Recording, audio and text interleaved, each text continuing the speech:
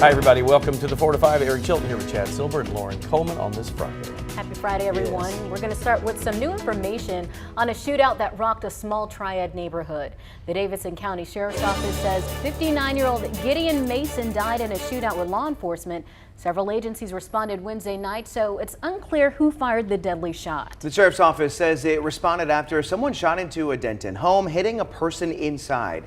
When deputies got there, they say Gideon shot at them. The incident carried over into Thursday, prompting a standoff between the suspect and deputies, which ended in the death of the suspect. Now, both a deputy and the initial shooting victim are both recovering from their wounds. The SBI is investigating. A long-awaited deal to avoid an economic meltdown is almost to the finish line. President Joe Biden is expected to sign off on a bill raising the U.S. debt limit today. Now, he is addressing the nation from the Oval Office tonight at 7. We will carry that live on WFMY. Biden is expected to share how lawmakers achieved the compromise, as well as the dangerous default they nearly avoided. Congress has worked continuously to get to this point. Last night, senators remained in session until an agreement was reached. The bill needed 60 votes to pass, but ended up getting 63. This demanded a bipartisan solution. We knew we'd need to come together for a solution like the one that passed tonight. And so I'm happy to stand here passing this critical legislation to support our families, preserve vital programs, and most importantly, avoid catastrophic default. There are plenty of lawmakers not happy with this agreement, including Senator Ted Budd and Representative Dan Bishop, who both represent our area. They both voted against the deal this week. Several other members attempted to tack on various amendments at the last minute. The Biden-McCarthy deal is not conservative in any way, shape, or form. This isn't the piece of legislation I would write, but at the same time, we can't risk defaulting on the full faith and credit of the United States. The deal suspends the borrowing limit until January of 2025, leaving the next fight over the debt ceiling for the incoming president and Congress. White House and Republican negotiators ironed out major points in the legislation throughout the week. One of them involved the pause on federal student loans. Republicans wanted to get rid of Biden's forgiveness plan in the deal, but were not successful. Instead, they got Biden to agree on ending the student loan payment pause in August. You'll remember the president introduced a plan last year canceling up to $20,000 in debt for most borrowers. Right now, we're waiting to get a ruling from the Supreme Court on this issue, expected in the next few weeks. Let's get to your 4 to 5 roundup. It is National Gun Violence Awareness Day, and Triad leaders are making their voices heard. Here is a live look from Barber Park, where community members are participating in a crime prevention program. The effort stems from a newly created city initiative encouraging people to stop and think before engaging in violence. The event features free food, games, and entertainment, and wraps up at 7 tonight. If you need to make a trip to the DMV, you've got more time to do it. Starting tomorrow, some DMV offices are opening for the weekend. More than a dozen driver license offices across the state are getting Saturday hours. Now, this includes 2 in Greensboro and 1 in Winston-Salem. The offices are open from 8 a.m. to noon. Keep in mind, the changes are temporary. They're only available until August 26th to help deal with the busy summer season. Fort Bragg is now officially Fort Liberty. Most of the entrance signs are already up, but the process is ongoing. The base removed Bragg from its name because it honored Confederate General Braxton Bragg. The leaders say the name Liberty represents the enduring American value. They estimate the entire renaming process will cost $8 million. Tomorrow there's a celebration to honor North Carolina veterans. It's the annual Veteran Appreciation Day at Carolina Field of Honor in Kernersville. They'll have food, vendors, job help, and transition services for vets and their families. The free event starts at 11 a.m. Well, a big warm up on the way for us. We had a little bit of a warm up today, but it's going to be even hotter tomorrow with a chance of late day thunderstorms. Looks for about 50-50 shot of seeing that tomorrow afternoon and evening. Temperatures right now pretty warm here, 83 degrees, only a couple degrees above normal, but 84 in High Point. Sounds warm to us because we've been so cold or so cool for so long. Now we're kind of back to normal or within a couple degrees of that. Walnut Cove's at 85, Mount Airy 83. You have to go to the higher elevations to see 70s, Jefferson 73, and Boone at at 77. Overnight lows tonight at 62. It's partly cloudy, pretty comfy out there for that low. And then tomorrow 86 degrees, scattered clouds with an evening storm. So you have to think almost like a summertime situation with that. We'll probably see decent sky conditions first part of the day. By late afternoon and into the evening hours, we'll see that thunderstorm chance. And with the passage of a cold front, it will be significantly cooler on Sunday than what we see today, or tomorrow rather. And you can see across the area, most of the shower activity, anything left is kind of just a couple of scattered showers around the coastal area. Will not linger for too long. This is a tropical system. We're going to talk about that in just a little bit. But as far as our long range forecast goes, really the difference is for us, everything's pretty consistent except for tomorrow into Sunday. We'll take a look at your 7-day. We're going from tomorrow's high temperature of 86 degrees, and that rain chance, that's a 40 to 50% chance late day showers or thunderstorms. And then look at the difference here. The front moves through. We drop from 86 to 72, a 14-degree difference in high temperatures from Saturday to Sunday. The better situation with Sunday is that the humidities will be lower. So it'll be a humid, hot day on Saturday, low humidity 72. I know, go figure, strange situation here. And then we're back to normal here. Normal high is about 82. We're between 78 and 80 degrees consistently all next week. Only a couple of pop-up late day thunderstorm chances, and those are very slim as we go to a 20%. Coolest overnight low is Monday morning. We'll see that at 54 degrees. Other than that, upper 50s and highs again in the upper 70s and lower 80s.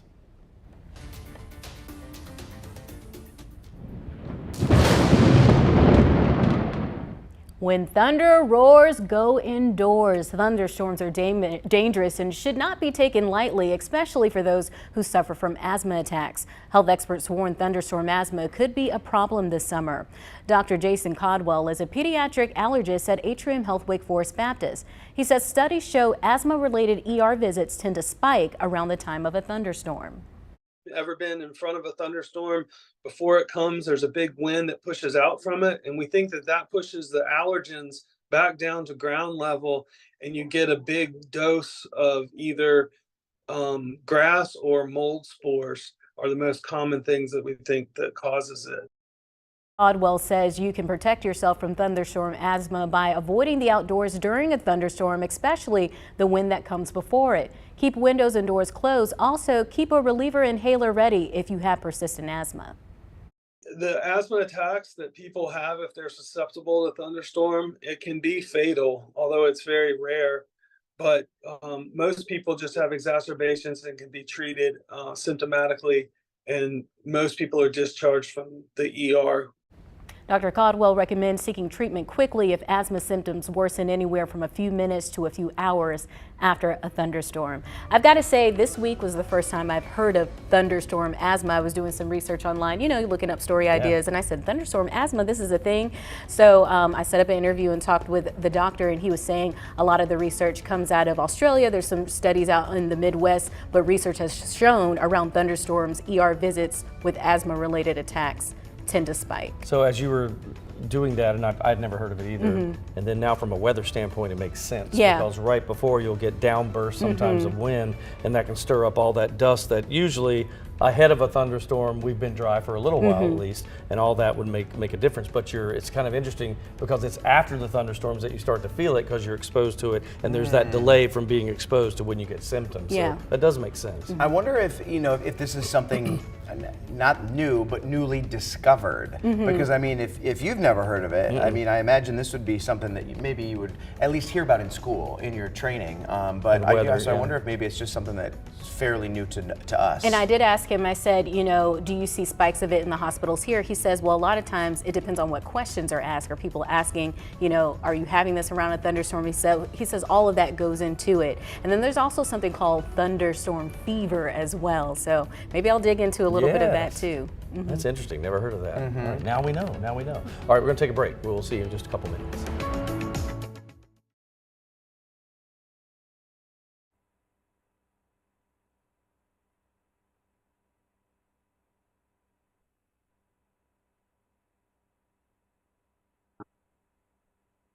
All right, I am talking about being social when you really don't know how or don't want to.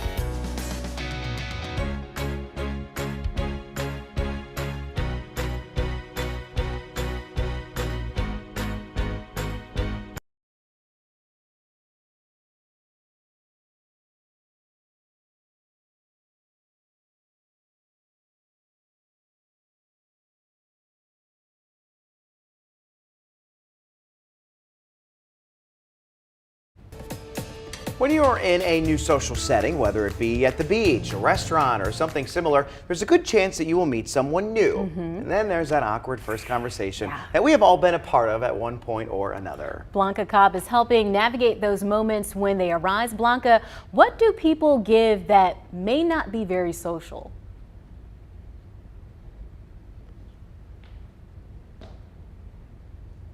Your body language, your voice, and your facial expressions can give you away, and it can be very subtle. Sometimes someone will move back, they might turn a little bit, they might look away or down. Doesn't have to be dramatic. Sometimes the shoulders will shift. Voice changes. Sometimes it gets flat, or they might try to smile, but their voice isn't friendly, and so it's that mismatch in what you see and what you hear are clear signs that something isn't right. You know, we make fun of the idea that, oh, you just bring up the weather if you're talking about to someone new, because that's something that's universal and we all can relate to it. Maybe not that so much, but what would be a good piece of advice for starting a conversation? There are two bits of tips that I can give people that will really help you, and it's really asking somebody about themselves. Find something that you're curious about the other person, and then also ask a question that's open-ended. And what that means is ask them something where they're going to provide an answer, not just yes or no, but they can go into details, whether it's a vacation or what they're looking forward to, or perhaps if they've been to the same restaurant and what do they enjoy about the menu or what to stay clear of. That promotes conversation. If you happen to be on the shyer side or you're really not sure about conversing, what this does, it keeps the conversation going, but it gets the pressure off of you because you don't have to communicate as much if you're not answering the same question. That's some good advice. So Blanca, what if you're starting to feel overwhelmed from all the socialness? This is a great time to take a break, whether you want to get a refreshment, a snack, go to the restroom, maybe even go into another room or outside for some fresh air or for a stretch break. And then also tell the person what you're doing. It's great to talk to you, but I'm going to go for a little walk and enjoy the outside. Or if you happen to know them or know somebody who you think might be a good connection, you can do a pass off and say, hey, I'd love for you to talk to Eric. He's a great guy, and he always knows about the weather. You know, Maybe you just on the make flip, that introduction and that pass off. On the flip side here, you know, I mean, just because you try to talk to someone doesn't mean they want to talk to you. So how do you avoid getting deep into a conversation that for you is meaningless? That's a really great question. And what you do is you want to watch their body language, facial expressions, and hear their tone of voice. And then you can say, hey, you can politely wrap the conversation. You say, hey, it was great talking to you. Have a great dinner, and then off you go. You don't have to make an excuse, but just have a nice little wrap up or a nice goodbye, and that's enough to end the conversation. Always be polite. Thank you so much, Blanca. Exactly. You can continue the conversation with Blanca on her Facebook page, Blanca Cobb, body language expert. Now, she gave some really good feedback there, because I know when I'm in new social settings with other people, I think because of the job I have, people expect me to be this huge personality, you know, like the star of the show. And it's kind of like I'm actually a little more reserved when I meet new people. Not super quiet, but you know, you're a little more observant and you want to get comfortable, you know, before you start running out the mouth. I was laughing because when she said, read their body language if they want to or not interested. And I thought to myself, now you explain my wife conversation when she rolls her eyes at me. Like, is she not interested in that thing? But it is part of it, is reading body language and social cues, which some people do not get. And some people get. You know, the people who hover and they're just like, yes. And you don't want to be rude, and they're still hovering there, and you're just kind of like, well, and you just walk away. Or I see that happen to other people, and I get like secondhand embarrassed. I don't know how do you handle that if someone can't end the conversation? Okay, so I will literally say, it was very nice to meet you. Have a good rest of your night. Yeah, that's good. Or that's you can really say, good. oh, I see my friend over there. You know, I'm gonna go check in with them. I try not to lie though. But you might actually see somebody that you know. I will say, I see somebody that might be a friend. Yeah. I gotta go. There's someone who's more interesting over there. I'm gonna go talk to. Right? So horrible, so horrible. Or you could actually just grab your cell phone and go, I gotta get this. Right. Yep. Off you go. There you go. All right, we're gonna take a break. We'll be right back.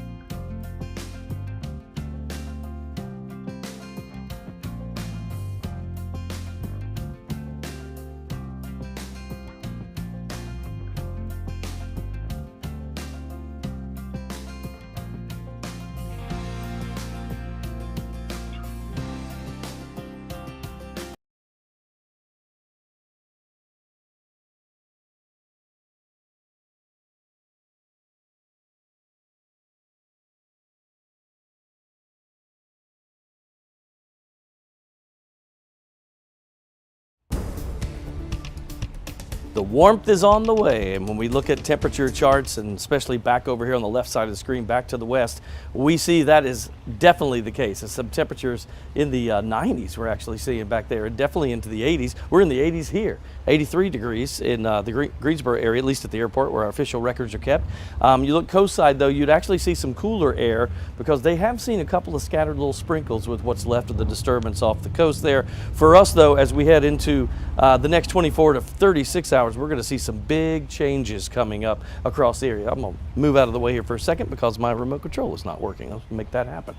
We will see big differences in our forecast on Saturday to Sunday. And when we say that, we are talking about some pretty big changes coming up. And matter of fact, that we could see highs dropping about 14 degrees. Hard to believe, isn't it? But that's exactly what we can see.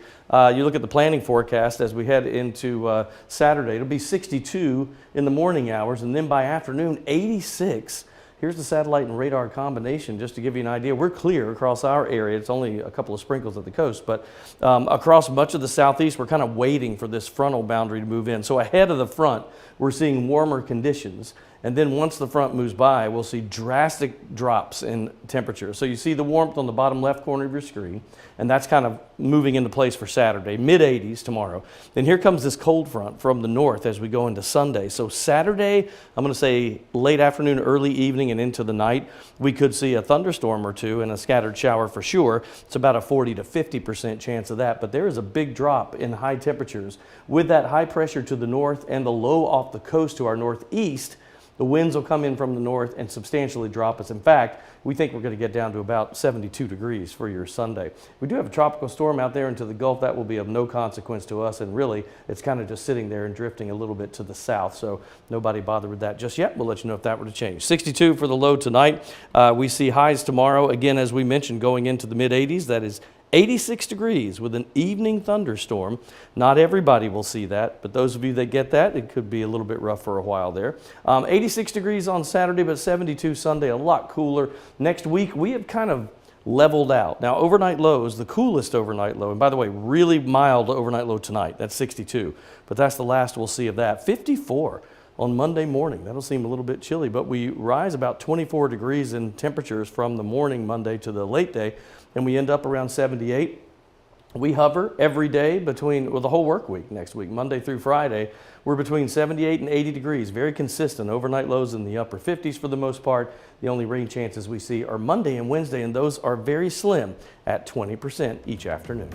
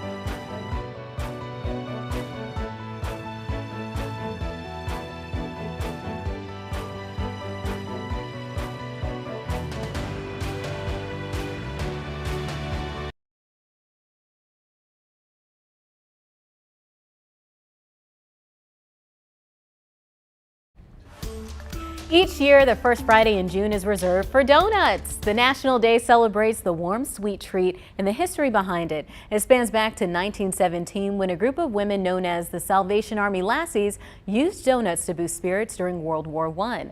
The organization says the women went to the front lines in Europe to serve troops the sweets and other home-cooked meals. Since then, donuts have gotten pretty creative with all sorts of flavors. Whether you're an original glaze kind of girl or perhaps a cream-filled fan, there's so many options to choose from. I asked you all about your favorites on my Facebook page, and here's what you all had to say. Kevin Graves wrote, I like the regular glazed donuts. Donna said maple bacon donuts from Daily Donuts. Carolyn Simpson, Krispy Kreme chocolate ice cream filled and glaze. Going to try pumpkin spice in the fall. My son loves them. Adam Whistle says 12 of them, any flavor. Larry Wilder, blueberry cake donut. And then Johnny Long said low fat and calorie free. Well, Johnny, let me know where you can buy those donuts, because I didn't have a donut today because, you know, I've been on my health kick, so I don't want to, you know. And we had donuts in the newsroom, and all three of us said, I can't believe it. No. Because this is the thing. I love donuts. They taste so good, but it's like 2 bites and it's gone. I know. And so maybe you've heard of this saying. I've said it to you guys before. A moment on the lips, a lifetime on the hips. So true. Yeah, saying that in my mind every time there's donuts in the newsroom. But when I am eating donuts, I really like just the traditional glaze. I do enjoy a pumpkin spice donut in the fall.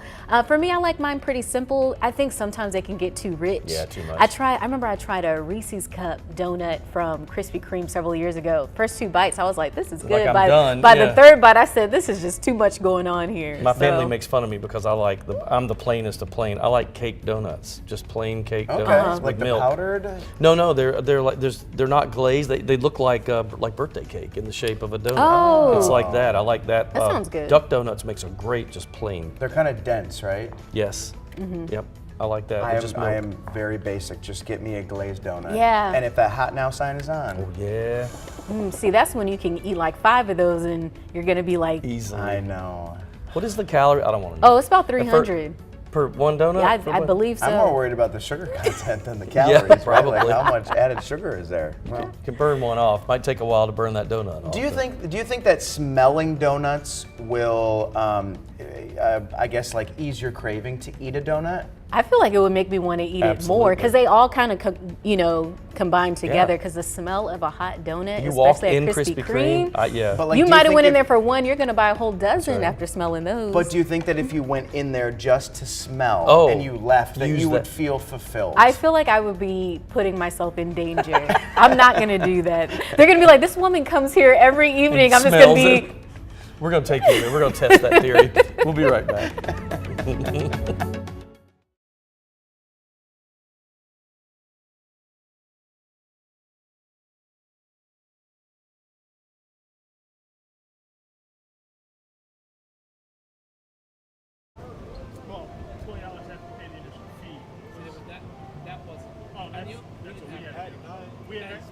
David F. Couch Ballpark, bro. Regional round. First time. Was so that if I went to Baltimore, back then I would have been. Yeah. Yeah. I already had a car. Good. I already had a car.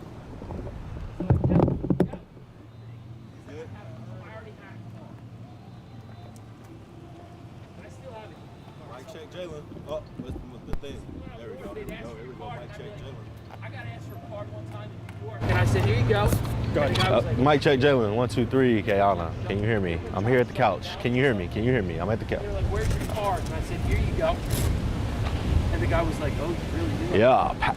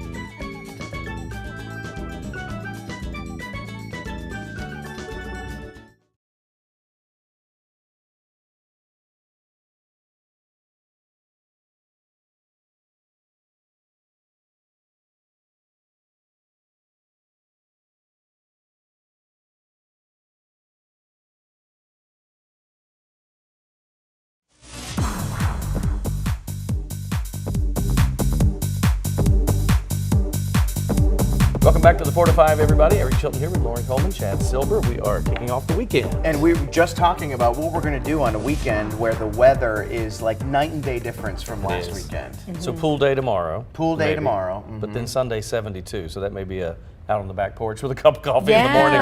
Right. I like the 72. That's I do too. Nice little temperature. I think it would be a perfect weekend because it fulfills the need for people who love the heat, but also love the comfortable 70s. Yeah, Sunday morning will be really crisp and cool and nice. I'll take anything better than what happened last weekend. Yes. It rained 3 days straight, so. Yeah, we went to the beach and sat through rain for 2 days solid. It was fine, though.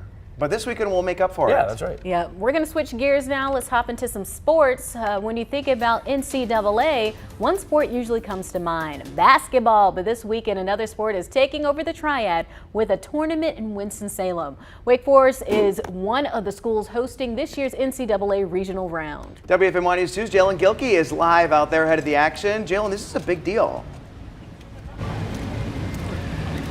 Yeah, Chad, we're here at David F. Couch Ballpark, where for the first time since 2017, the Wake Forest Demon Deacons are one of the 16 teams hosting a regional in this year's NCAA baseball tournament. Now, in the first game of the day, Maryland knocked off Northeastern, so that means that tomorrow the Huskies will be trying to fight off elimination after they take on the loser of tonight's game in the nightcap. The #1 overall seed, Wake Forest, they take on George Mason and look to continue their dominance here at the Couch. During 2023, they went 29-3 on this very field as they look to come up with just 3 wins this weekend to advance to next week's Super Regional round. You know, I think it's the same goal. It's the same goal. Go out there and compete and win every game. Try to do our best in every single situation that we can. And, you know, whatever outcome happens, you know, we always say it, play the game. More we play the game, I think, you know, that stuff happens. And I think, like you said, those memories and those feelings and connections are just going to continue to grow throughout the next couple of weeks playing with one another. And, you know, I'm really looking forward to it. And we just try to go out and do the same thing every week, you know. Like, look at the Notre Dame game in the AC tournament. It was a meaningless game, but I feel like we showed more passion and more excitement than any other game we played all year. That's what we try to do every single game, you know. We want to win for us, not for anyone else. We want to go out there and, you know, play the best baseball game we can, and hopefully things will work out. And we're just getting started with our coverage out in Winston-Salem. Coming up in 5, you'll hear from one of the best pitchers in all of college baseball, who also happens to be a Reagan High School alum, and now All-American Josh Hartle. That's coming up. Jalen, thanks. I love that Wake Forest is #1. They're on the national stage, a big deal. Boy, would I love to see them go to Omaha and play in the College World Series. I mean, what a cool experience.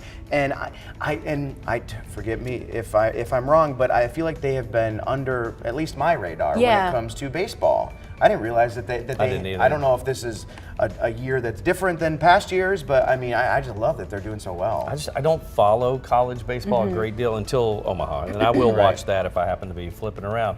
But to know that somebody right here in our backyard is #1 in the country, doesn't matter what sport it is really cool. I think you're right on the radar there. I'm right on the money there when you talk about they've been kind of under the radar. And I think when it comes to Winston-Salem sports, they've been doing really well at Wake Forest because I think their women's golf team won a championship recently too. So they're getting a lot of attention lately. And their football team has been good in the ACC the last couple of years. And I mean, every other year when it comes to basketball at Wake Forest, I mean, they could go on a run. You know, then other years it's not as good, but yeah, I'm just happy for them. Yeah, absolutely. So obviously the baseball team itself is pumped up, but so is Wake Forest University as a whole. Because sometimes we just think about the sport itself, but the economic impact behind this is just as impressive. I spoke with Will Pantagas with Wake Forest Communications Department about how this season impacted the school economically. Just this weekend at Couch Ballpark, we're going to have Northeastern in town, who is from outside of Boston, George Mason from DC, and Maryland from College Park. Maryland. And when you think of those metropolitan areas and the teams and the amount of student athletes they're bringing, their staff, and then all the fans from those schools and the parents that are going to be traveling to Winston-Salem, the economic impact on our community from the hotel rooms and all the restaurants. And obviously we've already announced a sellout for all 3 days, all weekend long. And obviously it's going to be great weather. So it's going to be a boon for the whole Winston-Salem community. So Pantega says, of course, that success comes from good planning and a team that's good, but it also comes from putting the fan first. Our number one priority is to provide a world-class student-athlete experience. And so how we do that is by winning championships, which we won the ACC baseball regular season championship. And then obviously by putting a good product on the field, we drew over 45,000 fans to Couch Ballpark throughout this year. And that was a record. And so we're very proud of the fan support. And when our fans come to our stadium, it's the best fan experience in North Carolina. And of course, if Wake wins this weekend, then they will probably host more games at home in the upcoming weeks. It's also state championship weekend for spring high school sports in North Carolina. 4 Triad schools will look to bring home titles in softball, baseball, and soccer. Let's throw it back out to Jalen Gilkey for a preview of the weekend matchups. Lauren, tonight at 6 p.m. the West Alaman softball team begins their state championship series over at UNCG as they take on East Lincoln. Now, the Warriors, they are looking to bring home their first ever state championship in program history back to Elon. This series is a best out of 3 with game 2 scheduled for Saturday at noon, also at UNCG. But we're not done because your Uwharrie Charter, they're playing in the 1A baseball finals as well this weekend. Wheatmore is looking to claim back-to-back 2A state soccer championships, while Eastern Alamance is in the 3A soccer final as well. So we want to wish a huge congratulations to all our teams that have made it to this point, and well wishes and good luck to all the teams participating, because you got to bring that state championship back home to the Triad. Back to you guys. All right, Jalen, thanks. Let's get to your 4 to 5 roundup now. First up, a long-awaited deal to avoid an economic meltdown is almost to the finish line. President Biden is expected to sign off on a bill eliminating the nation's debt limit, putting it aside. Senators approved the bill last night. House representatives did the same the night before. Biden will address the nation from the Oval Office tonight at 7, and we will carry it live. Tomorrow is Smoke Alarm Saturday, and Greensboro firefighters want you to be prepared. The department is installing close to 200 smoke alarms around the city. They'll also make stops in several neighborhoods, making sure locals have working devices. Several other departments across the Triad are doing the same. One organization is allowing kids to cash out on their skills. Triad-based super artist and cartoonist DRL Tunes is holding a youth Arts Expo and Talent Show this weekend. The prize is pretty nice. It's $500, but it's not just about the money here. The event also serves another purpose. We're trying to showcase the arts and save the arts and actual, painters. If you do wood, crafting, crafts, anything artsy that you do, you could come out and participate and let us see you and let us honor you as being a creative person. We're trying to take control of the situation with the children. So if the children are creative, we're giving them an outlet to do that creativity instead of being in the streets or, having guns or bullying. The Creative Artists Expo is this Sunday, June 4th from 1 to 4 at Bennett College in Greensboro. There will also be auditions for the talent show on June 4th and June 10th. You can find the rules on our website, WFMYnews2.com. Very unusual that we see a 14-degree difference in the high temperature one day to the next. I mean, that happens in the fall, but usually not when you think about early June in the Triad. But that's exactly what we'll see this weekend. Even right now, we're pretty comfortable, a little bit right about where we should be, really. This is seasonal weather. We've just been cool for a while, so this feels like it's really hot, but it's right where we should be. 83 in Greensboro, 84 Burlington, the high point. Lexington, you have an 83-degree reading. Asheboro at 82, Troy at 86 gets hot down in the southern parts of the Piedmont. Hour by hour tonight, some big changes coming up. We've got fairly clear skies, maybe a couple of clouds here and there, but that's about it. 70s by probably 7:30 or so, and then we drop into the 60s by 11 o'clock tonight with overnight lows expected. It'll be fairly mild for overnight lows tomorrow morning as we see lower 60s for that. You look across the region right now, we're pretty clear. In fact, we were looking at a time lapse a little bit earlier, and it's hard to even tell that the time lapse was moving because we were just clear skies and sunshine most of the day. A couple of sprinkles along the coastal sections, that disturbance kind of lingering out there. That will not affect us. Now, here's why we see such a big difference for us from one day to the next for Saturday into Sunday. We're in the warm sector for Saturday, make it up to the mid-80s, but we see the approach of that cold front, right? As that moves down from the north, not only will it drop our temperatures, but it also brings a thunderstorm chance. We've got a 40% chance of, I'd say, at late afternoon, early evening thunderstorms as that front tries to make its way through. And then you see probably a little breezy on Sunday too, with the combination of the low to our northeast and the high to our northwest. All of that wind flow will go right over us, and not only will it pick up winds, but remember the winds will be coming in out of the north, then that's a cooler flow for us. So we go from 86 on Saturday to 72 on Sunday. Big changes coming up. So tonight there's that low, again, rather mild for this time of the year at 62. And the long range forecast, once we get through that Saturday, Sunday big shift in temperatures, we go to 78 to 80 for the range of highs all next week, and hardly a rain chance of 20%. That'll be for Monday and Wednesday. And as Eric mentioned, the weather this weekend will absolutely make up for last weekend's washout. It'll mean more people hitting local pools. There's a new pool open at High Point City Lake Park. In Greensboro, families can enjoy the Warnersville and Windsor pools, or there's the Bolton Pool in Winston-Salem. Check city social media pages for specific times. All right, so I asked you on Facebook to tell me your must-haves for the pool. Here's what you had to say. Answers are all over the place. Larry here says a heater so you can start swimming in April. Chris Bland says your pool dues paid, otherwise you're not going to be at the pool, right? Teresa says she likes the float with the pillow built in. I like that too. That's a good one.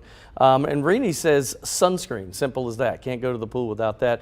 Jill, she sent me a little animation, so I had to write it out, but it was basically a pineapple shaped cup with her favorite beverage and a little straw, little umbrella, the whole 9 yards there. So yeah, for me, I'm a big float person in the pool, but some of the pools like we belong to the Elks Lodge, and it's a big pool, so you can't have floats except on float night when they allow it, because it gets in the way of everybody, but I love the big floats. I think music is important at the pool. Yes. My pool at my apartment complex, I know a couple summers ago, it was really lit. Somebody had their speaker out there was music, people were grilling, somebody brought cornhole out there, and it was just a really good vibe. So the music really can make a difference. You ever had live music at a pool? That is so much fun. Oh, I've never experienced that. Maybe at the beach when I've been on vacation, but never at a pool. They'll have a steel, they had a steel drum player at one of the pools. I can't remember where I was in the Triad, and that was so cool to have that Caribbean kind of feel. Yeah. It was really neat. I thought when you said live music, I was thinking DJ.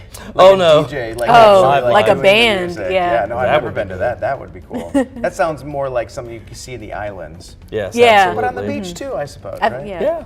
For me, it's very methodical. I have to get my cooler ready with some beverages. I have to make sure my sunglasses, tank top, and I have the sunscreen in an Under Armour bag with a koozie. It's like I have a whole laundry Listen, list. no one has things in their place more than Chad Silver. You have the list, and exactly what he said. I guarantee you every bit of that is true to the T. Especially after he told us he uses 2 wallets. I've never heard of that before. A weekday wallet and a weekend wallet. Someday we'll get into that. That's right. But maybe. we're out of time. That's what you look at that. Right. So are you guys people that go in the water, or do you just stay on the outskirts? I go in the water, but I typically don't go all the way in. I don't dive in and swim laps. Yeah, I usually don't get my hair wet because I don't know.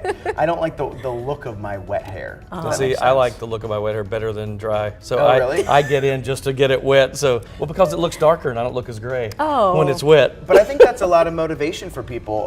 Either getting all the way in or not is what it'll do to their hair. I stay shoulder. I don't like the water getting above the shoulders. Yeah, I'm kind of just waiting in the water.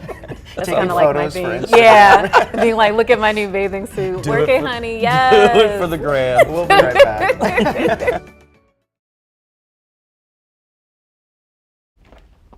Hello.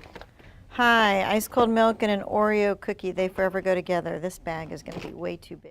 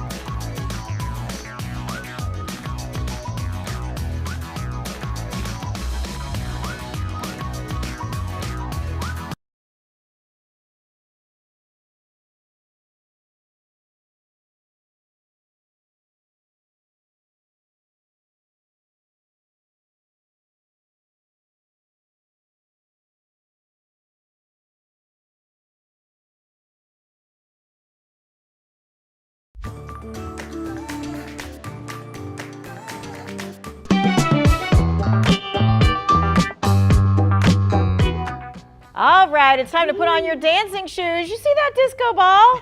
When you think of proms, weddings, I want to know, what are the top group dance songs that are played to get everyone on the floor? Cupid Shuffle. Yep. Okay. Wobble. Cha-cha slide.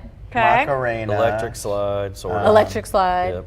That one's Oh, kind the of Macarena. That I think Yeah, that's the died one out, too. but yeah. And do you guys do all those? Yes, Heck no. I went. Well, I went to an event recently that I emceed, and is that me? I don't know. One of our Somebody's mics. And we did all of those dances that I just What's your mentioned, and they got. favorite I like the wobble and Me the Cupid too. That's Shuffle. my favorite one. The Yeah. wobble's my favorite. Wobble baby, wobble, Wobble baby, baby, wobble yeah. baby, wobble. I like that. Okay, so I Googled it because I was just like, all right, so what are the best songs or whatever else, or most asked for? So Brides Magazine said that their most popular wedding line dances, Thriller, which I was kind of surprised, the Macarena, the Locomotion, do a little Locomotion with me, and then the Conga, of course, right? And the Wobble, of course, it was there. Now, if you haven't seen some of these in action, let me take you to prom. As in the senior prom. Yes, they're doing the Macarena. This is the Carolina Senior Care in Lexington prom. Hey, this is their like little conga line, right? Because the Macarena wasn't enough. They checked the box for all the good songs. I love seeing them all dressed up. The theme for the prom was the Enchanted Garden. Yes. All right, so the folks at the Carolina Senior Care in Lexington got to bring a +1. Aww. Most brought a child or a grandchild with them. And the prom was this week. It is a true senior prom. Not a junior senior. That's a senior right. Senior. Yes. Love it. I went to one of these when I was in high school. When I was at National Honor Society, we got to be escorts or dates for some of the people at the senior prom, so it was nice. That was very sweet That's that you were very able to sweet. spend that time with them. I think it fulfills two things, right? Okay. One for the people who didn't get to do prom the way that maybe they wanted to. Sure. But then also the people who have such good memories of prom that they just wanted to recreate it. That's We right. even do just a prom for anybody now, you know, like adults. And they do that often, right? They do a throwback to 80s prom or, you know, whatever thing, an adult prom kind of stuff. And I think people just like to get gussied up, That's right? That's right. Yeah. And, you know, just because it's a theme, you can. And I love themed parties. I'm so geeky in that way. If it's a 70s party or an 80s party or not, I love all that.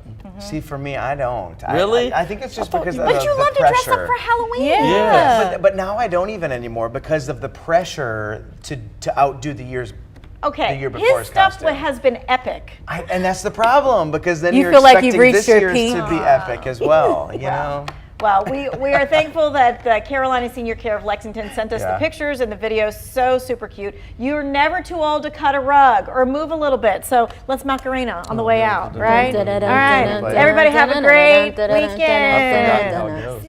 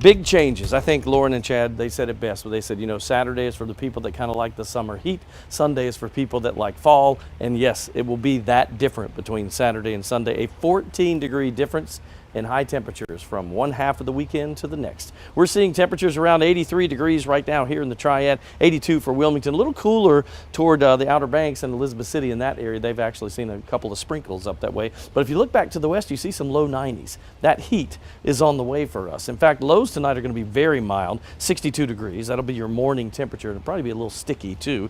Low 80s by midday, and then late day thunderstorms. A possibility of that with a high temperature of 86 degrees for your Saturday. Now, it's a 40% chance of late day showers that could have an isolated thunderstorm here or there. It doesn't mean that everybody will see it, but Tim and I were talking in the Weather Center earlier. We'd venture to say probably half of you will see at least an isolated shower or storm tomorrow afternoon or evening. So think about your plans. If you're doing something Saturday evening, just keep the umbrella handy in the car. Maybe you might need it, but again, it's a 40% chance, not huge. All right, heading into Sunday, that cold front moves through, drops us from 86 to 72, 2 totally different days. Next week, we are consistent, 78 to 80. That's the range of highs. That's it, Monday through Friday. The only rain chances, 20% for Monday and Wednesday.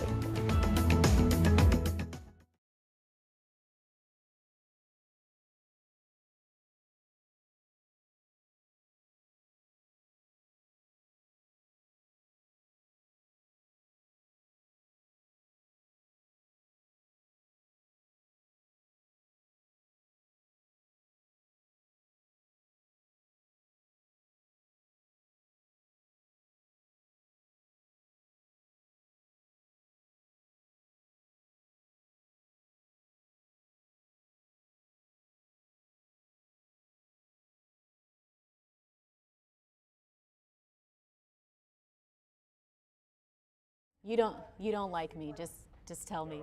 You don't care for me. You wish I wasn't here. Oh my gosh, who could not like Lauren, the sweetest person in the universe? It's just live. Hi there, 123. Here is a live look at the launch. Even the police. You never know who's something in there. Hey, giving you a mic check. Ice cold milk and an Oreo cookie. They forever go together.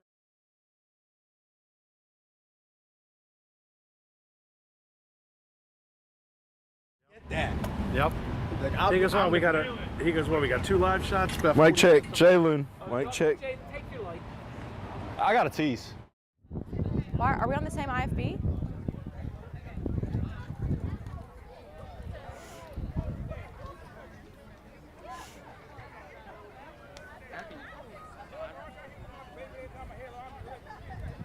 Yes.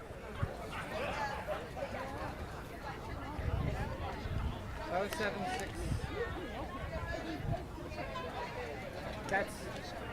That's not what's on. That's not what.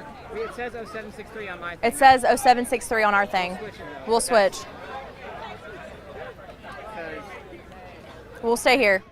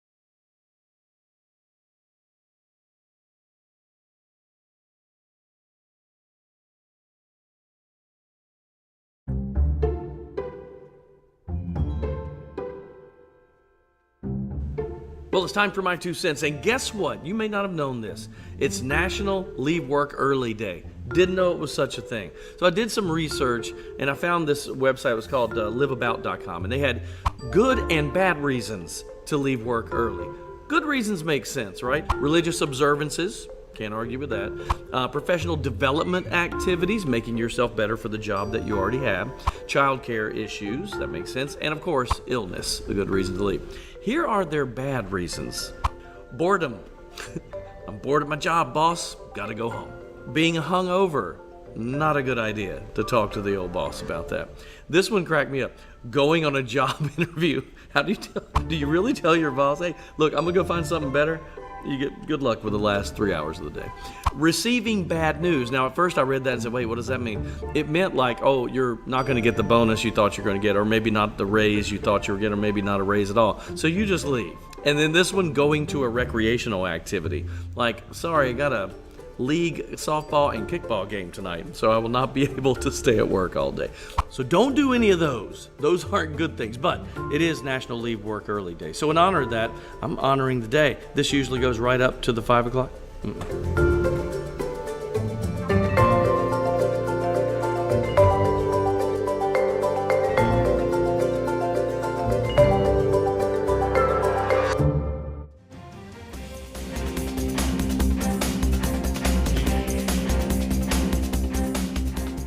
a new initiative to stop the violence in Greensboro. Here is a live look at the launch, what city leaders plan to do. Plus, a North Carolina Army base gets a new name. Hear from those involved in the renaming process. And the heat is